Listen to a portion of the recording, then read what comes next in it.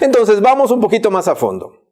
Podemos decir que los factores de riesgo psicosociales en los ambientes de trabajo pueden estresar a la gente y causarle ansiedad. Pero en ocasiones el estrés es una condición que trae el trabajador por causas personales. Para eso hay que identificar cuál es la verdadera causa y si es una cuestión personal, como que la suegra llegó a vivir a su casa y está desesperado este trabajador, evidentemente el centro de trabajo no tiene ninguna responsabilidad de esta situación.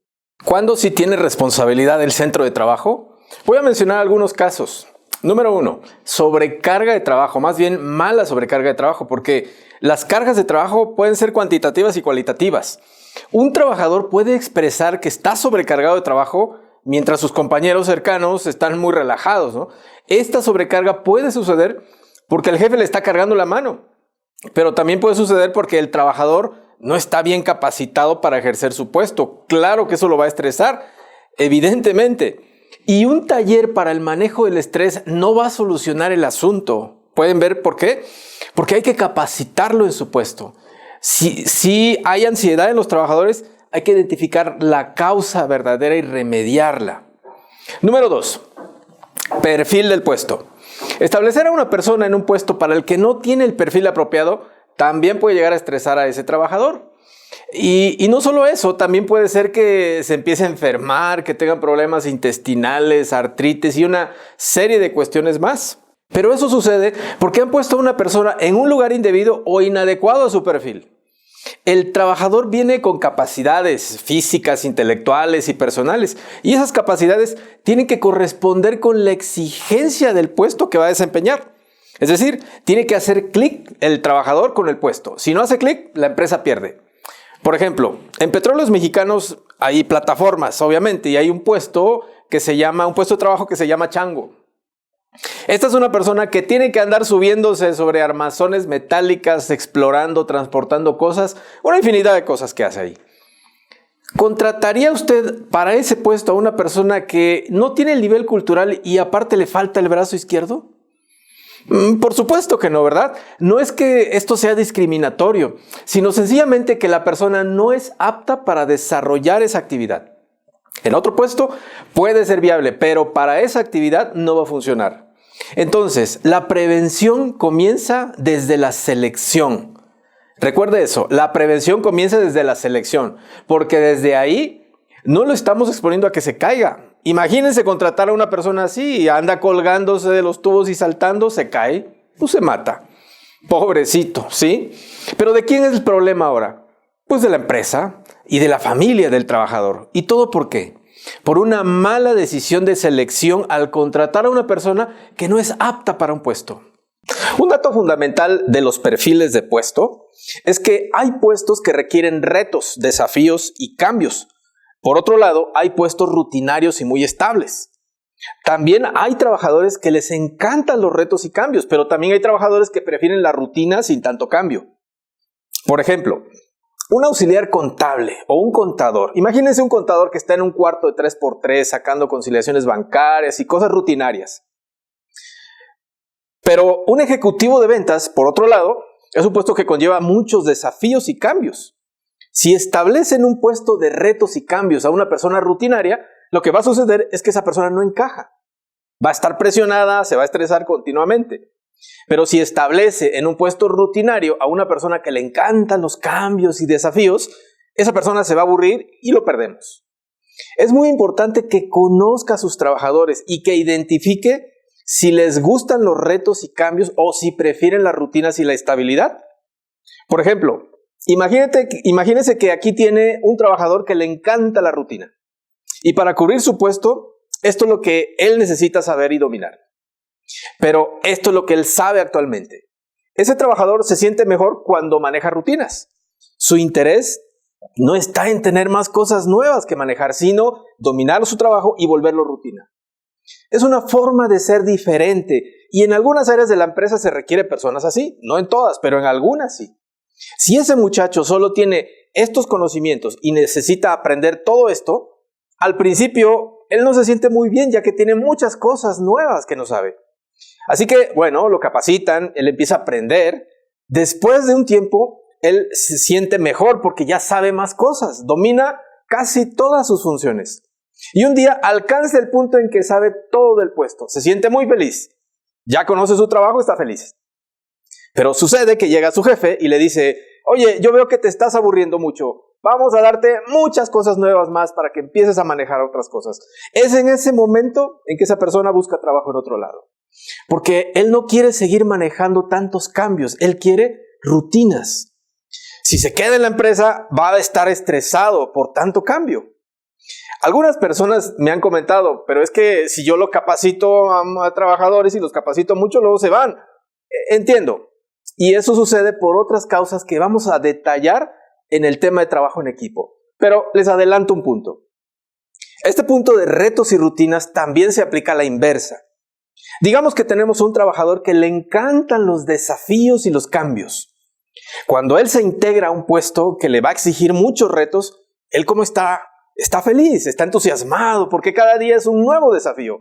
Él se mantiene aprendiendo y un día llega a un punto en donde sabe todo de su trabajo y no hay nada nuevo para él. ¿Qué va a pasar con su entusiasmo ahora? Obviamente disminuye. Como él ya sabe su trabajo y no hay retos, comienza a aburrirse. Si usted es el jefe de esa persona, ¿qué debería hacer ahora?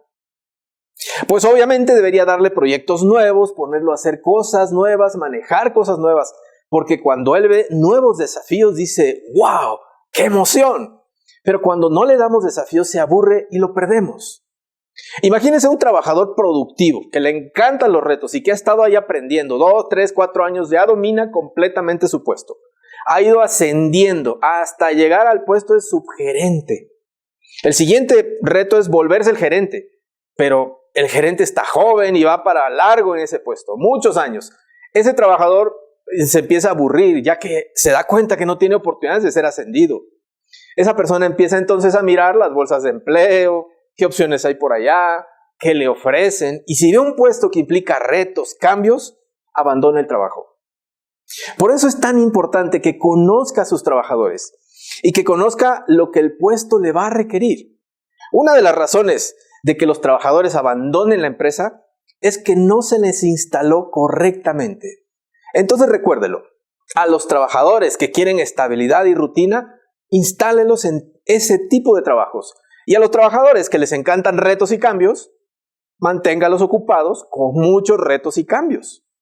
En Performia le podemos ayudar a identificar los perfiles correctos y a seleccionar personal responsable, capaz, que califique con el puesto. El tercer factor de riesgo psicosocial es: la compañía tiene que establecer cuáles son sus valores, sus principios, su ética. Y por otro lado, tiene que observar cuál es la forma de pensar que tiene el trabajador antes de ingresar. Y si ese trabajador no embona, no hace match con la empresa, esa relación va a generar problemas. Esto tampoco quiere decir que sea discriminatorio, no es así, ya que una empresa establece sus reglas, sus formas de operar. ¿Esas reglas son para qué? Pues para tener una mejor convivencia, una condición de trabajo mejor, trabajar en armonía hacia los objetivos de la organización. Entonces la empresa establece cómo debe ser la actuación de sus trabajadores en el centro de trabajo. Por ejemplo, estaba asesorando a un productor de artistas y grupos musicales y él me comentaba que tenía un grupo musical con problemas. Este grupo tenía una regla. Esa regla les prohibía beber cuando trabajaban. La regla era que no tenían permitido tomar alcohol. Entonces les empezó a ir muy bien, empezaron a ganar mucho dinero, pero el baterista empezó a beber en los eventos. Sin embargo, las reglas son las reglas. Tú tomas, te vas. Pero le dieron una oportunidad. Pero él no pudo manejar su situación personal y al final tuvo muchos problemas y tuvieron que despedirlo. ¿Eso es discriminatorio? Simplemente no, porque la persona no sigue las reglas. Además de eso, el alcoholismo es una causa de rescisión de contrato sin responsabilidad para la empresa. Vamos al número 4. Seguridad en el empleo. Lo que implica, pues, que se proteja a los trabajadores para que no se lesionen o se accidentan. Por ejemplo, vea esta imagen. Eso es típico de algunas empresas, ¿no? Algunas podrían decir, es que somos muy creativos, pero eso no es creativo, eso es un acto inseguro. Y si la empresa permite y pone en riesgo o peligro a sus trabajadores, pues eso también es destructivo. Número 5. Jornadas de trabajo y rotación de turnos. Cuando los horarios son diurnos y las jornadas son cortas, pues es factible tener cierta rotación de turnos. También es buena la flexibilidad de horarios, siempre y cuando no se descuiden las funciones del puesto. Eso solo puede ser posible en algunos puestos como áreas administrativas. Pero hay puestos en los que esto no es tan posible, como las líneas de producción o en un hospital. Imagínense, ¿no? Un médico que diga, pues voy a llegar alrededor de las 12. Eso no es posible, ¿no? La empresa tiene que valorar en qué actividades sí se puede hacer flexible con los horarios y en qué actividades no. Por otro lado, tenemos los horarios nocturnos. Si su empresa tiene turnos en la noche, aquí es mejor que la rotación sea por periodos de 4, 5, 6 meses, por la adaptación que tiene que vivir el trabajador y los efectos que esto le puede ocasionar. Es decir, el ser humano es diurno, por naturaleza es diurno, aunque a algunos les guste la parranda, pero bueno, eso es otra cosa. Nuestro sistema hormonal se establece bajo ese concepto. Duermes de noche y estás activo en el día. Así es como operamos. Tan es así que si usted está descansando en la mañana, entra la luz del sol a su cuarto, comienza a despertarse porque la radiación solar estimula la secreción de cortisona y empieza el estado de vigilia. Entonces, el organismo tiene dos mecanismos, uno de adaptación y el otro de aclimatación. El de adaptación es inmediato. El organismo del trabajador busca adaptarse a la nueva condición de horarios en las primeras 24 a 72 horas. Pero la aclimatación es el cambio que el organismo genera, esos cambios para aclimatarse a su nueva condición. Eso le lleva entre 10 y 12 días. Si a un trabajador que empieza a adaptarse al turno nocturno y empieza a cambiar hormonalmente para poder estar activo en su nueva condición laboral, y sucede que a los 15 días le vuelven a cambiar el turno, eso puede reventar al trabajador por esa condición fisiológica. Si un trabajador sufre efectos de esos cambios de turnos, hay que canalizarlo pues con un médico especialista de salud en el trabajo. Pero podemos prevenir eso realizando los cambios de turno de manera apropiada. Vamos al número 6. Control del trabajo. Cuando el trabajador siente que no puede controlar sus materiales y herramientas, o inclusive que no puede controlar a sus subordinados, eso también le puede generar ansiedad y estrés. Eso se reduce capacitando bien al trabajador, que aprenda, que domine todas las fases del control de los elementos de su puesto. En una ocasión, hicieron un ejercicio con la industria hotelera de Cancún, por ejemplo. Cancún lo podemos dividir en dos partes. Del puente hacia el centro está el viejo Cancún. Y de ese puente hacia la periferia, pues está el nuevo Cancún con los hoteles de lujo. En los del viejo Cancún se identificó la problemática que tenían y era que los trabajadores, sobre todo los jefes y gerentes, no tenían autonomía y control en la toma de decisiones. Es decir, tenían que pedir permiso casi para todo a sus jefes o a los dueños de la empresa. Ellos no podían decidir. Para eso tenían que pedir permiso. Y esa es una condición que les generaba mucho conflicto y estrés, porque por cada autorización en espera atrasaba su trabajo. ¿Cómo podríamos manejar esta situación? Pues obviamente delegando apropiadamente y muy posiblemente en este caso sí se requiere un entrenamiento en liderazgo y eficiencia en el trabajo. Para entender mejor el control, hay que tener muy claro que control es la capacidad de comenzar, cambiar y parar. Comenzar, cambiar y parar. Por ejemplo, si usted controla su automóvil, lo arranca, o sea, lo comienza. Luego lo cambia, lo maneja, lo que implica circular y al final lo estaciona. Eso requiere parar. Es decir, comienza, cambia y para. Un obrero debe poder comenzar, cambiar y parar sus herramientas y máquinas. Un oficinista lo debe hacer con sus papeles, computadora, teléfono, etc. Y un jefe o gerente debe poder comenzar, cambiar y parar al personal. De la misma manera, un buen vendedor debe poder comenzar, cambiar y parar clientes. Es decir, programa cita, comienza, maneja al cliente, maneja sus objeciones, cierra la venta. Eso es parar, cierra el ciclo. Entre mayor control tenga una persona de su puesto, eso implica mayor ingreso. Escuche bien, el control es igual al ingreso. Control es igual a ingreso. Los futbolistas que más dinero ganan son los que mejor controlan el balón. Las compañías que son más prósperas son las que mejor control tienen. Esto implica que su gente tiene que tener muy buen control de sus puestos. Para que su gente tenga mejor control, usted necesita asegurarse de que tengan la capacidad de comenzar y cambiar y parar las herramientas de su puesto o a las personas a las que tienen que dirigir. En Performia tenemos todo un entrenamiento muy completo en liderazgo, comunicación para sus gerentes y jefes. Número 7. Violencia laboral.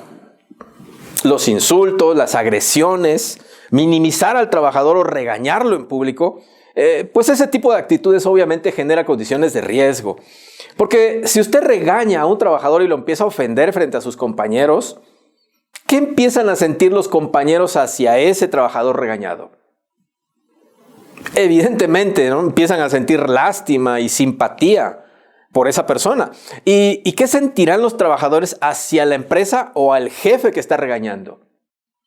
Obviamente les da coraje, sienten molestia. Tal vez el jefe que hace eso tenga obediencia en el momento, pero estará provocando rebeldía y sabotaje a sus espaldas. Y si tiene jefes o gerentes que incurren en esas acciones, ellos necesitan ser capacitados en comunicación, liderazgo, para reducir los factores de riesgo. Número 8.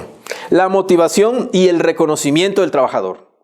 La palabra motivación se deriva del latín motivus o motus, que significa causa del movimiento. Fíjense, causa del movimiento. Es decir, ¿cómo podemos causar de la manera más apropiada e inteligente que el trabajador se mueva y ejecute las funciones? ¿Cómo podríamos hacer eso? La mejor manera de hacerlo es con el reconocimiento. Esto es la acción de distinguir o expresar gratitud a una persona de entre las demás como consecuencia de sus características, de sus logros. Entonces, la mejor motivación que les podemos dar a los trabajadores es reconocerlos por su trabajo. Cuando les damos las gracias por algo que hizo o lo reconocemos por haber alcanzado un objetivo, por pequeño que parezca, eso, ¿qué creen que causará? Motivará al trabajador para seguirlo haciendo en el futuro. Es cierto que a un trabajador se le paga por realizar sus funciones, ¿no? Y tal vez no debería ser necesario darle las gracias por algo que es su responsabilidad, ¿no? Sin embargo, si usted quiere realmente tener lealtad de su gente y que se pongan la camiseta, se mantengan motivados, asegúrese de reconocerlos públicamente y dele las gracias más seguido. Va a ver lo que sucede. Reconocer públicamente lo que sus trabajadores hacen o alcanzan puede tener un impacto mayor que un incentivo económico. Otra perspectiva es que el trabajador tenga posibilidades de desarrollarse, de crecer dentro de la empresa. Y si la empresa lo apoya con capacitación, lo ayuda a crecer, a desarrollar nuevas habilidades, eso también garantiza la estabilidad de los trabajadores y disminuye los riesgos psicosociales. Siguiente punto, número 9. Órdenes y comunicación en el trabajo. Cuando no se comunican las instrucciones apropiadamente ni con la intención suficiente, eso evidentemente hace que la persona no entienda y que cometa varios errores. También causa incertidumbre y el temor a que lo regañen. A veces se dan las instrucciones de esa manera. Ahí te encargo que estés pendiente de lo que te dije, ¿eh? El trabajador queda confundido. Órale, ya, ponte a hacer aquello. ¿Aquello? ¿Y qué es aquello? Pues ¿para qué te traje, no? Ya ponte a hacer lo que te dije. Pero si no me ha dicho nada. Es decir, las instrucciones tienen que ser precisas, con mucha claridad de intención, y que los trabajadores puedan comunicarse y también preguntar. Para tener más claro este punto, podemos ver que un buen ciclo de comunicación tiene varias partes. Primero tenemos dos personas, el jefe y el subordinado, o el vendedor y el cliente, o usted y su pareja, o cualquier interacción entre dos personas. Para poder iniciar un ciclo de comunicación, quien lo inicia necesita tener una idea, algo, una orden que transmitir o una idea, un mensaje. Quien va a comunicar necesita tener la intención de comunicar y hablar con la suficiente intención, ni tan alto ni tan bajo, sino de la manera apropiada para que el receptor reciba el mensaje. Porque ¿recuerdan ustedes una situación en que alguien les enfatizaba? Es que yo ya te lo había dicho, acuérdate. ¿Y usted no recuerda que le hayan dicho eso? Eso sucede porque no se lo comunicaron con la suficiente intención. Por ejemplo, el jefe le dice al subordinado: oye José, ahí estás pendiente, mira esos dos focos, que están ahí, si el rojo le jala la palanca. Esa orden fue muy confusa, ¿se dan cuenta? Obviamente la indicación no fue muy clara, el trabajador medio entendió, por supuesto que va a cometer errores. Si es una cuestión delicada o importante, hay que tomarse el tiempo suficiente y hablar con la intención apropiada. Por ejemplo, a ver, mira José, aquí hay 2 botones. El de color verde enciende las luces y el de color rojo enciende la alarma contra incendios. Si tú oprimes la alarma contra incendios, los bomberos reciben una señal y van a llegar en unos minutos. Pero si accidentalmente oprimes el botón rojo y no hay ningún incendio, van a llegar los bomberos, se van a dar cuenta y nos van a cobrar una multa por hacerlos venir de manera innecesaria. José, eso nos va a costar mucho dinero, ¿lo entiendes? Como esto es muy importante, ahora el jefe debe asegurarse que el trabajador lo tenga claro. Muy bien, José, a ver, repíteme lo que entendiste. Y entonces puede verificar que lo tenga claro o corregirlo si no es así. Eso es comunicar con intención. Hay gente que no te comunica así las cosas y luego te enfatiza y afirma, es que yo te lo dije claramente, tú moviste la cabeza, acuérdate. Asentir con la cabeza no garantiza que la persona entendió. Por lo tanto, si es importante, asegúrese de que realmente haya entendido. Eso le va a evitar muchas pérdidas y retrasos. Entonces el emisor tiene que tener la intención de comunicar y el receptor debe ponerle atención al emisor. Si el receptor tiene su atención en otra cosa, pues por supuesto que no le va a escuchar, ¿no? Así que antes de comunicar algo, necesita asegurarse de que le esté poniendo atención, o de que no esté viendo el celular o haciendo otra cosa. Y cuando la persona recibe el mensaje, entonces se asegura de que comprenda la orden. No necesariamente él tiene que estar de acuerdo con usted, ¿no? Pero sí tiene que comprender lo que le dijo y estar dispuesto a hacerlo. Si no está de acuerdo, bueno, es apropiado preguntarle, ¿no? Darle la oportunidad que comunique su punto de vista. A lo mejor tiene alguna opción válida, buena. Pero al final, para completar la comunicación, el receptor debería enviar de regreso algo que llamamos un acuse de recibo. Un acuse de recibo es una señal de que la persona comprendió el mensaje. Porque si no hay un acuse de recibo, pues uno se queda con la duda. ¿Te entendió? ¿No te entendió? Eso pasa también cuando mandas un email, un mensaje, un WhatsApp a una persona. Esa persona lo ve, pero no le da acuse de recibo. Cuando no le dan acuse de recibo, ¿cómo se queda usted? Pues uno se queda con la duda. Si es un asunto importante, piensa, ¿lo habrá entendido? ¿Lo va a hacer? Por tal motivo, asegúrese de instruir a su personal de que den acuse de recibo a todas las comunicaciones. Dar acuse de recibo no solo aplica a comunicaciones verbales, sino también a las acciones que la gente hace. Por ejemplo, si usted llega a su casa, y su esposa se esmeró preparándole la comida, está muy rica la comida, entonces, ¿qué tendría que hacer? Por supuesto, darle un buen acuse de recibo. ¿Cómo sería? Cariño, esta comida te quedó exquisita, muchas gracias. Cuando hace eso, ¿cómo se siente ella? Pues muy bien y a la vez fomenta el hecho de que ella lo vuelva a hacer. Lo mismo podemos hacer en el trabajo. Si un trabajador se esmeró haciendo algo, dele un buen acuse de recibo. Marta, muchas gracias, eres muy eficiente, me agrada trabajar contigo. Si hace eso, ¿qué piensa que sucederá? Obviamente Marta está contenta, se siente muy comprometida con la empresa, se pone la camiseta. Cuando los trabajadores han hecho bien su trabajo y les da un buen acuse de recibo, ellos se sienten mejor que si les hubiera dado un incentivo económico. Póngalo en práctica. Lo que ellos hicieron fue comprendido y ahora están más dispuestos a volverlo a hacer. De esa manera el trabajo se vuelve divertido y usted tiene la lealtad de su gente. En Performia tenemos un entrenamiento en comunicación y cómo conseguir que se hagan las cosas y así poder entrenar a sus trabajadores a dar una orden y duplicar la orden. Eso le puede quitar muchos problemas de errores e incertidumbre en su equipo. Me encantaría verlos en ese curso porque yo sé el alcance y el poder que tiene y las soluciones tan buenas que se van a llevar al acelerar la duplicación. El trabajador tiene que interactuar con su ambiente de trabajo y ese ambiente puede tener muchas variables. Pues hay otras personas, un compañero que es medio alcohólico, puede haber un ambiente con mucho ruido. Un trabajador interactúa también con máquinas, en fin, muchas cosas. Esa interacción es lo que tenemos que valorar y determinar si está generando una cuestión problemática. Todo eso implica que su área de recursos humanos tiene que hacer bien su trabajo, tiene que capacitar bien a sus trabajadores, asegurarse que todos estén en el puesto correcto. El reclutamiento es una parte. Ahora van a tener que ver cómo establecer un entorno organizacional favorable. Esa es una obligación de la empresa. No es solo una cuestión de ver quién entra o quién no entra. Recursos humanos tienen que cambiar su percepción, porque tienen que conocer muy bien cuál es la cultura organizacional que hay en su empresa, cuáles son los valores, cuáles son los principios, los criterios de convivencia que deben aplicarse en el centro de trabajo, respetando la dignidad de cada uno de ellos. La norma no lo menciona directamente, pero tienen que tener un listado de puestos de trabajo y después de eso necesitan el perfil de cada puesto. ¿Qué es lo que esperan que haga ese trabajador en esa actividad? ¿Para qué lo contrataron? Entonces, esas son las condiciones que tenemos que identificar.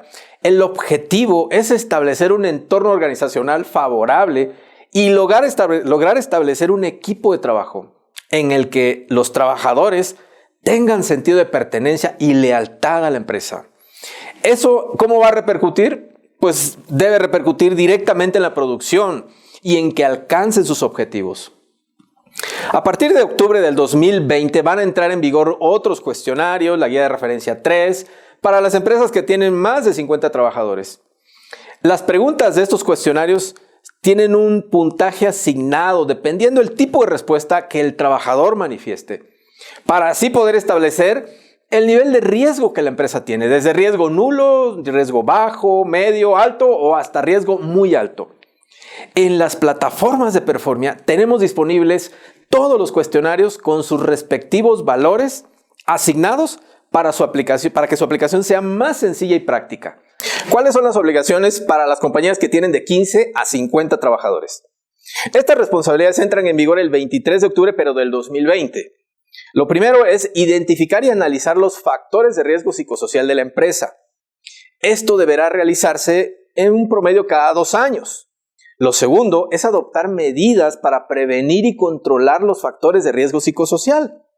Lo tercero, promover el entorno organizacional favorable y llevar a cabo medidas que sean contrarias al mismo o que fomenten actos de violencia laboral.